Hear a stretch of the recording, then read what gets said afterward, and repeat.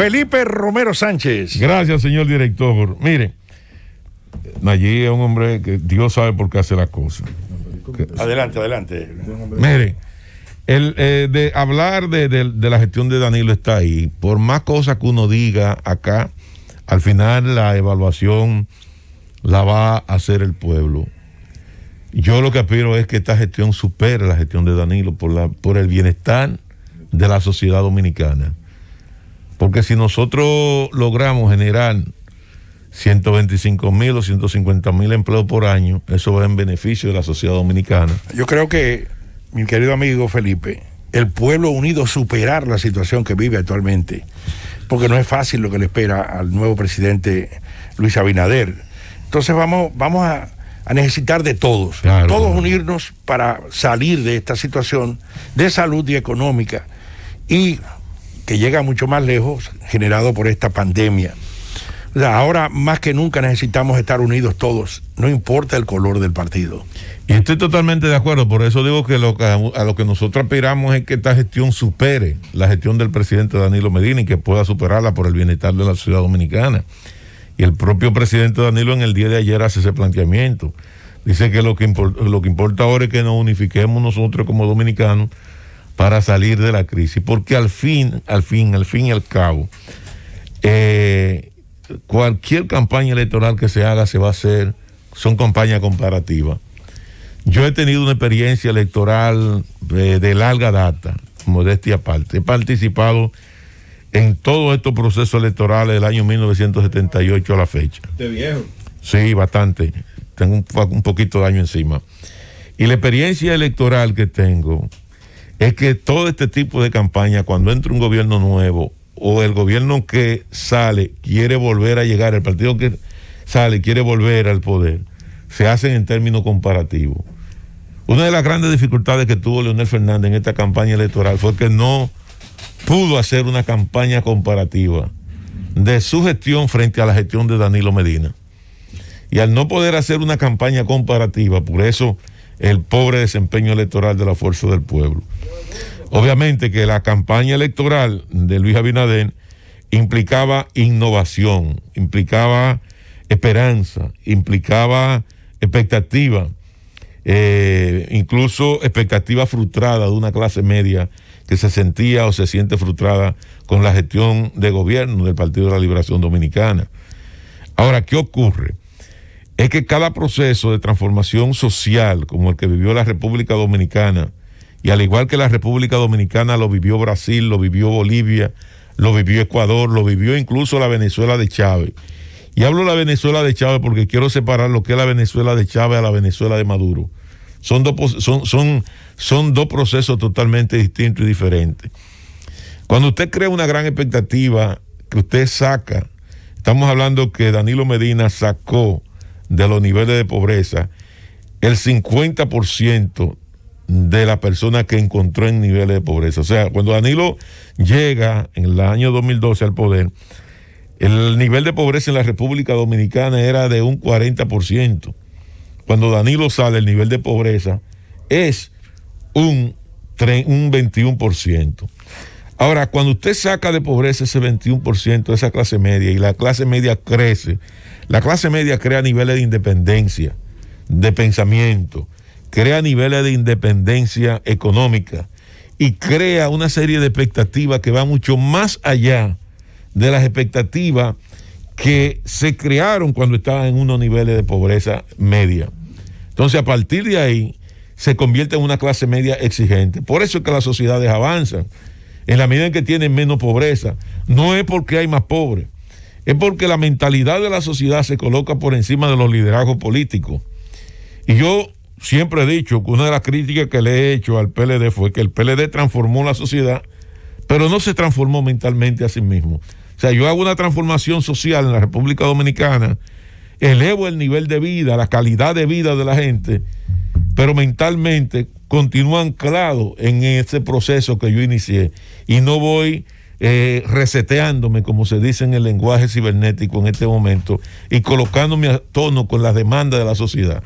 O sea, nosotros iniciamos un proceso de transformación política, de transformación social, Sin embargo, nos quedamos anclados en el inicio de ese proceso. Mientras la sociedad iba por un lado, nosotros nos quedamos anclados en pensamiento hacia el otro. Sin embargo, el pensamiento de la sociedad iba a mayor nivel de velocidad que el pensamiento del liderazgo político. Por eso esa clase media hace una especie de bifurcación en este tramo de la vida política y social de la República Dominicana y se deriva hacia otro rumbo. ¿Por qué? Porque ya el nivel de empatía que existía en términos de expectativa entre esa clase media que surge de la pobreza y ese partido que ayudó a salir de la pobreza se revierte en contra del mismo partido, porque ya esa expectativa de esa clase media no son las mismas que surgieron en el momento de ese proceso de transformación social, si se quiere decir, o de eso que se produce en la sociedad. Generalmente ese salto social cuando usted sale de un grado de pobreza a un grado de bienestar social mayor. ¿Qué ocurre entonces? Esa movilidad social es la palabra. ¿Qué ocurre entonces? ¿Qué pasó con Ecuador? Usted quiere un gobierno más extraordinario que el que hizo Correa. ¿Quiénes sacan a Correa del gobierno, del poder? Es esa clase media que Correa lucha por ella, que reivindica, que saca a Ecuador de los extremos que se encontraba y lo lleva a un estadio de bienestar social. Quien saca a Correa y lo elimina prácticamente y lo manda al exilio es Lenín Moreno, que es la persona que promueve el propio Correa. Sin embargo, Lenín Moreno revierte toda esa clase media en contra de Correa y termina Correa prácticamente convertido en villano después que reivindicó y elevó el nivel de calidad de vida de los ecuatorianos. Pero miren lo que ocurre con Evo Morales. El nivel de posicionamiento de Evo Morales estaba aproximadamente un 60% y de repente viene un proceso electoral. Ese proceso electoral cae a un nivel de legitimación y hoy el MAS, que fue el partido, el movimiento que llevó a Evo Morales al poder, que lo mantuvo, que transformó la sociedad. Señores, yo estuve en Bolivia acompañando al vicepresidente de entonces, don Rafael Alburquerque, que aprovecho para enviarle un fuerte abrazo. Y cuando nosotros fuimos a la toma de posesión de Evo Morales en su primer gobierno, yo recuerdo que nosotros estábamos en el Palacio del Congreso y dice Evo Morales: ustedes me sacaron a mí de aquí por ser indígena y vengo ahora como presidente y le tiendo mi brazo, mi mano solidaria. Y eso fue un proceso tan traumático que vivió Bolivia, que todo lo que fue la estructura económica que estaba en Santa Cruz, que es lo que llaman los cruceños, en la parte que es la capital económica de La Paz, de Bolivia. La Paz es la capital política, pero la capital económica es Santa Cruz, son los cruceños, que toda esa oligarquía se fue hacia un lado y dejaron prácticamente solo. Para usted ser oficial, usted no podía ser oficial del ejército boliviano si era indígena. Bolivia tenía 22 o tiene 22 dialectos y 2 idiomas, porque el quechua es un idioma que está reconocido por las comunidades indígenas, y el español, que es el idioma universal. Y al cabo de 14 meses, ya Bolivia está libre de analfabetismo, un amplio programa de alfabetización que inició Evo Morales. Y cuando esa gente dejan de ser analfabetos y comiencen a exigir derechos y a reconocer los derechos que tienen, entonces todo ese tipo de cosas, si usted no va acorde con esa transformación política y social que usted va promoviendo, y va acorde con el mismo nivel de mentalidad de la sociedad dominicana, de la sociedad que usted está impulsando, ocurre entonces de que usted queda atrás y la sociedad se le va adelante. Y yo pienso que eso ocurrió también con el Partido de la Liberación Dominicana en este proceso. Eso es una cosa. Y otra cosa es la gestión de gobierno del presidente Danilo Medina, que para mí es como cuando usted está en una carrera de campo y pista, que le van subiendo la barda en salto.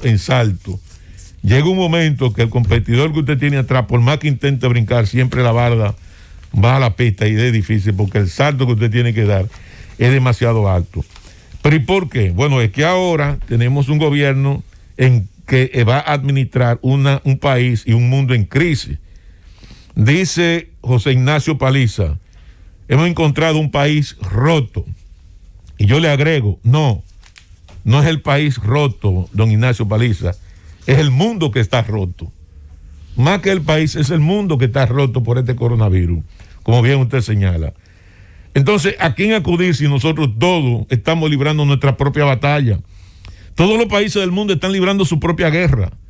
Todos los países del mundo están librando su propia batalla de sobrevivir del día a día, de cómo garantizar los empleos, de cómo evitar que una economía colapse, de cómo garantizar el bienestar social, de cómo garantizar sobre todo la salud, la alimentación de una población que cada día que pasa se ve de mejorar en función de la cantidad de empleo que se pierde, una economía prácticamente paralizada, con los principales niveles de ingresos como es el turismo en el piso, con una industria totalmente, prácticamente colapsada. Aquí la economía que está mucho más activa ahora es el comercio, porque nosotros tenemos prácticamente una industria paralizada. Las exportaciones de productos agrícolas son lo que han mejorado un poquito más, pero hay que ver hacia dónde vamos. Entonces necesitamos un país totalmente unido, unificado, un país que empuje hacia el mismo objetivo, y es en ese escenario entonces que yo digo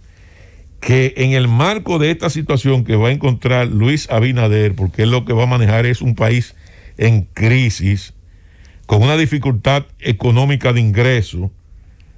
Encima de todo eso, entonces nosotros tenemos a un señor que se llama Eloy Malcoun, que yo lo único que recuerdo de Eloy Malcoun era el deslizamiento, que es una frase que se utiliza en el béisbol, que es cuando un corredor está en una base y va a robarse esa base y se va de primera a segunda y se tira de cabeza o de pie y hace un deslizamiento para tratar de evitar ser out.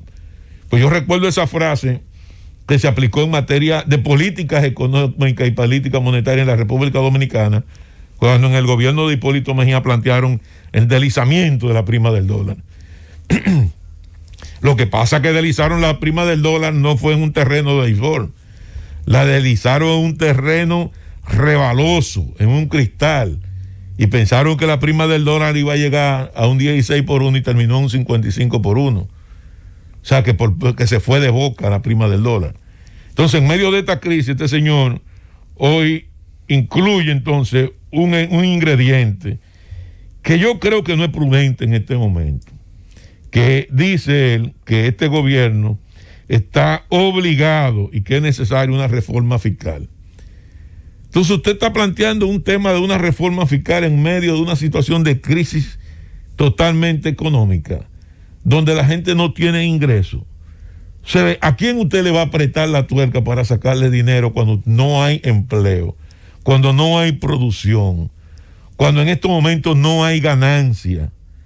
Hoy no hemos dicho que solamente los ingresos del gobierno han caído de manera estrepitosa y que nosotros no hemos salvado por las reservas que se tienen en el Banco Central, que se calculan unos 7,000, 8,000 millones de dólares por un lado, y por el incremento de las remesas, que por lo menos se han aumentado en correlación a las expectativas que se tenían. Pero Felipe, además esas declaraciones son totalmente contradictorias con la línea que ha más o menos dado señales el gobierno, porque el gobierno es decir, el gobierno entrante, hace pocos días se hablaba de que se le iba inclusive a eliminar el anticipo, que es uno de los impuestos a algunas micro, pequeñas y medianas empresas.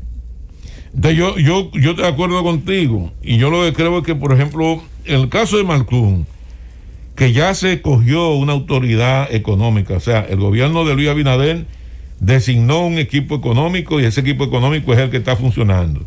Usted tiene ya un ministro de Hacienda, usted tiene ahí a Luis Valdés en la Dirección de Impuestos Internos, usted tiene ahí ya a Yayo San Lobatón en la Dirección General de Aduanas, usted tiene ya ahí al señor Valdés Albizu en el Banco Central, tiene a Fernández W en la Superintendencia de Bancos, y ya usted tiene armado el equipo económico, pero Malcoun está fuera de esa estructura económica. Entonces, deje que sean esos funcionarios los que definan cuáles son las líneas generales que se van a aplicar a partir de la semana que viene, y no estar creando esos niveles de incertidumbre, haciendo unos planteamientos en medio que son, como tú bien señalas, Julieta, contradictorios. Porque ¿qué es lo que ha dicho este gobierno que viene? Que seguramente, bueno, que Aquí hay tanta y tanta corrupción que con los cuartos que se va a ahorrar de la corrupción es suficiente para tú resolver el problema.